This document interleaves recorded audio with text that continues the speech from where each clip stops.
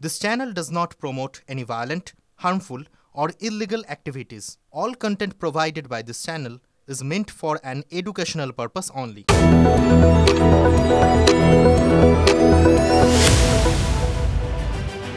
এদিকে আজ মাধ্যমিকের রেজাল্ট বেরোলো। মাধ্যমিকে প্রথম কোচবিহারের রামভোলা হাই স্কুলের চন্দ্রচূড় সেন তার প্রাপ্ত নম্বর 693। মাধ্যমিকে দ্বিতীয় পুরুলিয়া জেলা স্কুলের সাম্যপ্রিয় গুরু, সাম্যপ্রিয় পেয়েছে 692।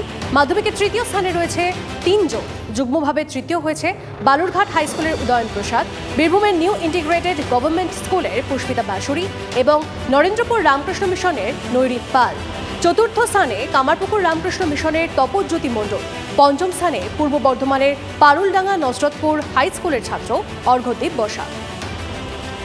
এদিকে দেখুন, জমির প্রচার চলছে, তার মধ্যে হামলারও অভিযোগ আসছে। বাঁকুড়ার বিজেপি প্রার্থী সুভাষ সরকারের প্রচারে হামলার অভিযোগ।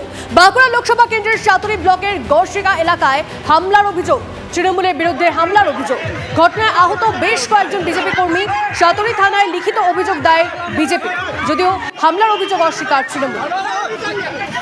রঘুনাথপুর বিধানসভায় যে গড়শিকা গ্রামে আমাদের র্যালি যখন প্রবেশ করে, সেই সামনের দিকে কয়েকজন তৃণমূলের পতাকা হাতে মদ্যপ অবস্থায় লাফালাফি শুরু করে।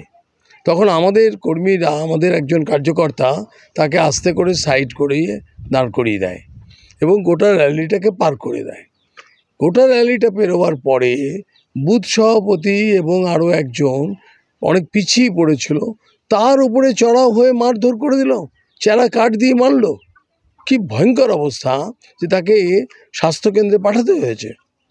আমরা পরিষ্কার বলছি, ওই পাগলার ঠুকঠাক আর কামারের একঘা, এটা যেন খেয়াল থাকে।